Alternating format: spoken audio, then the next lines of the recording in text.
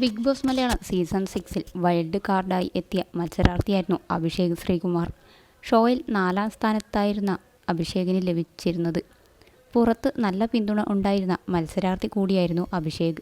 ചെറുപ്പത്തിലെ അമ്മയെ നഷ്ടപ്പെട്ടയാളാണ് അഭിഷേക്. തൻ്റെ അമ്മയുടെ വേർപാടിനെക്കുറിച്ച് ഷോയിൽ വെച്ച് അഭിഷേക് സംസാരിച്ചിരുന്നു. ഇതിനുശേഷം നിരവധി അമ്മമാർ അഭിഷേകിനോട് സ്നേഹം പങ്കുവെച്ച് എത്തിയിരുന്നു.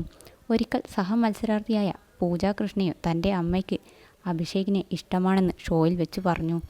പാവം കുട്ടിയാണ് അഭിഷേക്. തൻ്റെ സഹോദരിയെ അഭിഷേകിന് വേണമെങ്കിൽ ആലോചിക്കാം എന്നായിരുന്നു അമ്മ പറഞ്ഞത് എന്നാണ് പൂജ ഒരിക്കൽ അഭിഷേകിനോട് പറഞ്ഞത്.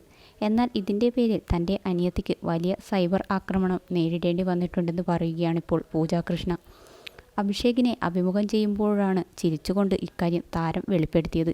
പൂജയുടെ സഹോദരിയെ വിവാഹം കഴിക്കരുതെന്ന് ആവശ്യപ്പെട്ടുകൊണ്ടുള്ള മെസ്സേജുകൾ തനിക്കും വന്നിരുന്നുവെന്ന് അഭിഷേകും പറഞ്ഞു. ബിഹൈൻഡ് വുഡ്സ് ഐസിന് നൽകിയ അഭിമുഖത്തിലാണ് അവതാരക കൂടിയായ പൂജയോട് അഭിഷേക് ഇക്കാര്യം പറഞ്ഞത്.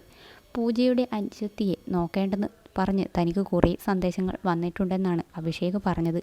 ഹൗസിന് പുറത്തിറങ്ങിയ പിന്നാലെ നിരവധി പ്രപ്പോസലുകൾ വന്നു. എന്നാൽ നേരിട്ടാരും വന്ന് പ്രപ്പോസ് ചെയ്തിട്ടില്ല. അഭിഷേക് വ്യക്തമാക്കി. വിവാഹം കഴിക്കാൻ പോകുന്ന പെൺകുട്ടിയെക്കുറിച്ചുള്ള സങ്കല്പങ്ങളും താരം പങ്കിട്ടു. മുടി വലിയ ഇഷ്ടമാണ്. കവിളുള്ള കുട്ടിയെ ഇഷ്ടമാണ്. നന്നായി കെയർ ചെയ്യണം. തുല്യതയാണ് തനിക്കിഷ്ടം. ജോലികളൊക്കെ പങ്കുവെച്ച് ചെയ്യുന്നതിനോടാണ് താല്പര്യം. പാർട്ട്ണർഷിപ്പാണ് എനിക്കിഷ്ടം എന്നും അഭിഷേക് പറഞ്ഞു. ബിഗ് ബോസിൽ വെച്ച് അമ്മയ്ക്ക് കത്തെഴുതാൻ ഉണ്ടായ പ്രധാന കാരണം അൻസിബയാണെന്ന് താരം പറഞ്ഞു. കത്ത് ഒറ്റ വരിയിൽ ഒതുക്കാനായിരുന്നു പ്ലാൻ. എന്നാൽ അൻസിബയാണ് മനസ്സിലുള്ളത് മുഴുവൻ എഴുതണമെന്ന് പറഞ്ഞത്. അത് ഉള്ളിൽ നിന്ന് എഴുതിയതാണ്. ജീവിതത്തിൽ എല്ലായ്പ്പോഴും അമ്മയെ മിസ് ചെയ്യും. അതുമായി ഞാൻ യൂസ്ഡ് ആണ്. പക്ഷേ ആ സംഭവത്തിന് ശേഷം നിരവധി അമ്മമാർ ഞാൻ പുറത്തു പോകുമ്പോഴെല്ലാം വന്ന് സംസാരിക്കാറുണ്ട്.